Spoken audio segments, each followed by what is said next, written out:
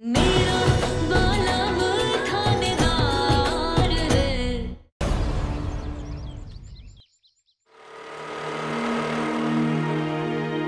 अरे थानेदार सा की जीप चीची, स्कूटर चीची, लगता है थानेदार सा आ गए। बड़ा तेज चलता है इनका दिमाग, मारे को सरप्राइज देना चाहते थे। तभी तभी उन्होंने ध्रुव भाई से मारे को फोन करवाया। अच्छा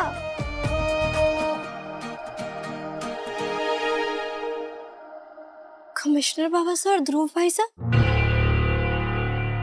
ध्रुव भाई साहब, कमिश्नर बाबा साहब, आप लोग यहाँ। अब हमारे थानेदार साहब कहाँ हैं? उनकी जीप यही है ना? भाभी साहब वो वीर हुकुम तो यहाँ नहीं है। हाँ नहीं है तो फिर मारे को यहाँ किसने बुलाया? मैंने। बुलबुल हमें तुम्हें कुछ दिखाना है, देखकर अगर तुम्हें कुछ याद आया तो हमें बताओ, हमें बहुत मदद मिलेगी। दिखाना है? मारे को कुछ समझ नहीं आ रहा, सब ठीक है ना? बुलबुल हमें श्री गंगानगर से अजमेर आने वाले हाईवे के चेक नाका के सीसीटीवी कैमरा से एक फुटेज मिली है और उस फुटेज में वीर अपनी जीप से उतरकर भागता हुआ दिखा है। अब मेरी समझ में ये नहीं आ रहा कि उसने ऐसा क्यों किया। ये देखिए भाभी साहब,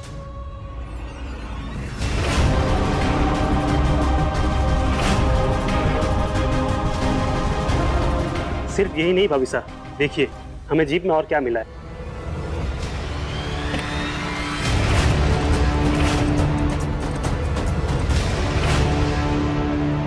अरे इतने सारे कुकर तो बर्तन की दुकान पे भी ना रहते, लेकिन ये दाल सब्जी वाले कुकर से थानेदार सा क्या कर रहे थे? यही तो सोचकर मैं भी कंफ्यूज हो रहा था, सोचकर कि क्या कभी वीर ने घर पर किसी केस के बारे में बात की ना।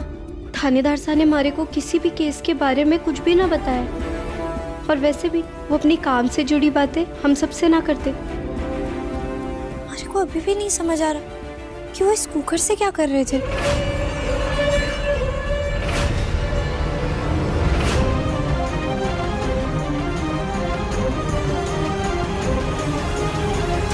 कमिश्नर बाबा साहब ये देखिए, ये कुकर तो खराब है।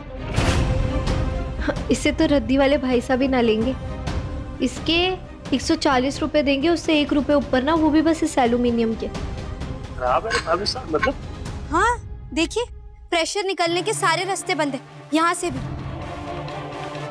ये रबड़ भी तो कटा हुआ है और इसका कैस्केट भी खराब है।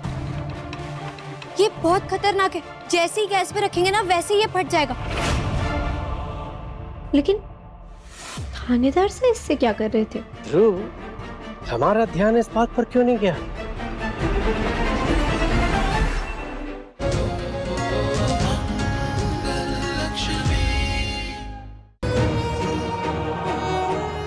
अम्मा मुझे तो बहुत चिंता हो रही है उसकी।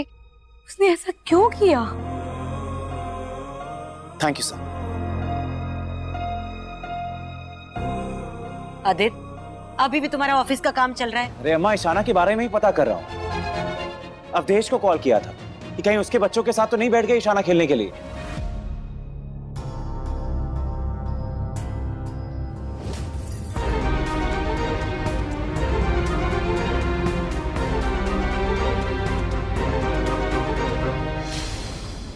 ये लो, आ गई ईशाना। चलो, अब सारे सवालों के जवाब ईशाना दे देगी। मम्मी मुझे बहुत भूख लगी है। ईशाना, अच्छे से खिलाएंगे हम तुझे। पहले ये बताओ कहाँ गई थी? कहाँ गई थी बेटा? तुम घर पे बोल दो ना कि किसी और फ्रेंड से मिलने जा रही हो तुम। मम्मी बताया तो था कि स्नेहा के घर जा रही हूँ। हाँ? कौन स्नेहा? तुमने तो नेहा कहा था ना। मम्मी आपको कुछ भी याद नहीं रहता है, मैंने स्नेहा कहा था। ए सेक्शन वाली स्नेहा। नेहा तो मेरी क्लास में पढ़ती है। और ये देखो, नर्वस सिस्टम का प्रोजेक्ट है, हम साथ में काम कर रहे थे, हमने बनाया है। दिखाओ तो क्या बनाया?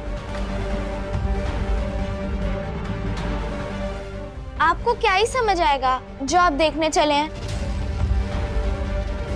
और मैंने कहा ना, मुझे बहुत भूख लगी है। रुको ईशाना, अपना प्रोजेक्ट मुझे दिखाना।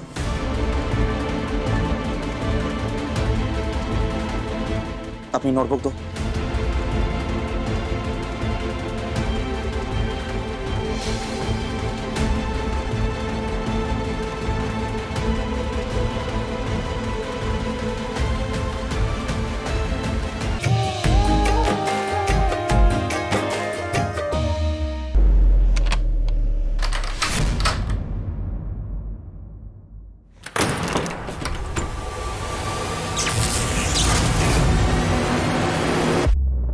थैंक यू सलिल, ये मास्टर की अरेंज करवाने के लिए।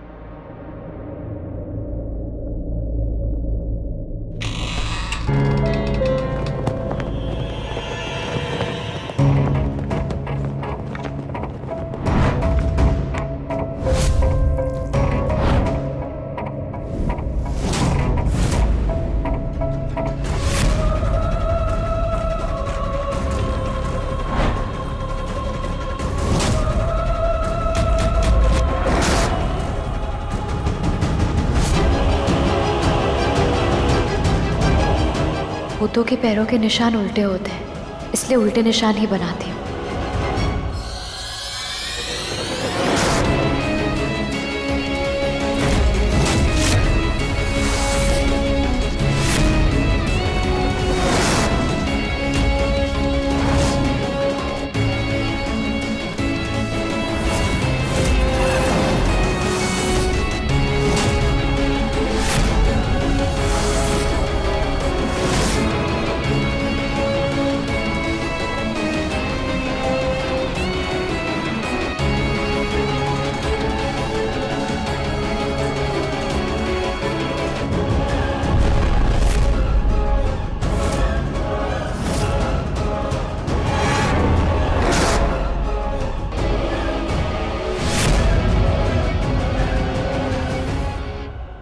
अब जाती हूँ फ्यूज उड़ाने।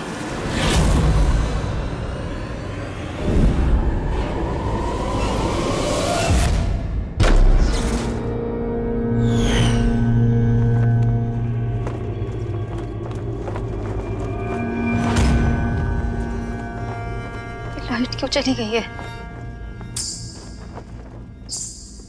ओह गॉड, अंधेरे में तो मुझे बहुत डर लगता है। क्या करूं मैं?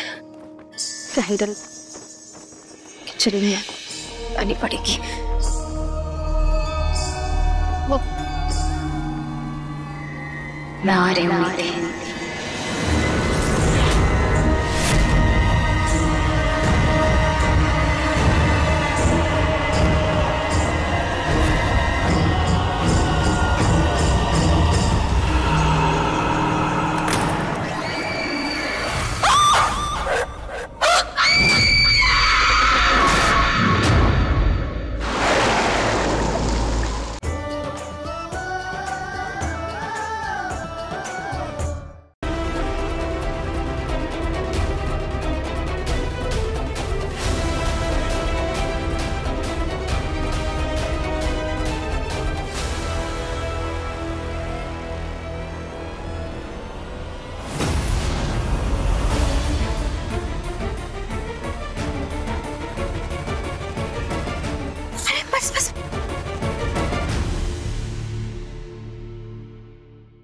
मैं हूँ प्रभा।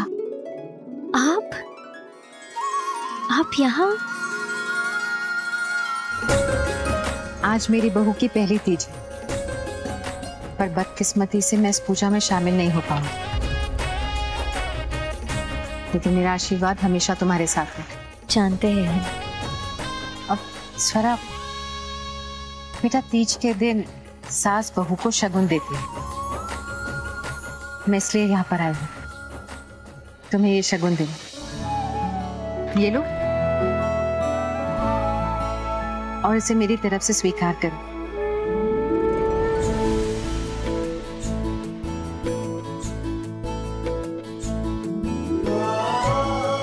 गौरी माँ तुम्हारी पूजा सफल करे। थैंक यू माँ जी।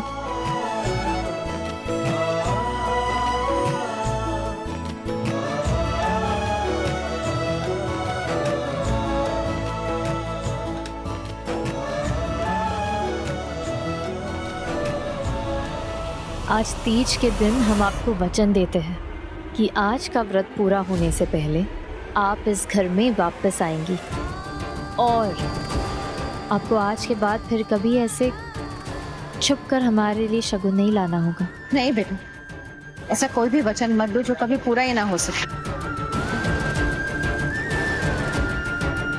वो तीज का ही दिन था जब मेरी जिंदगी में वो तूफान आया था।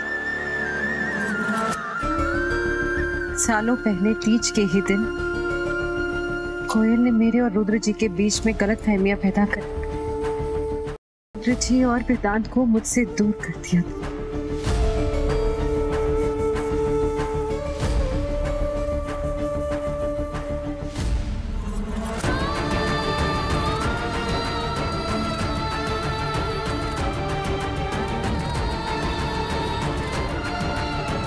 तो वो दूरियां भी मिटेगी और वो गलतफहमियां भी,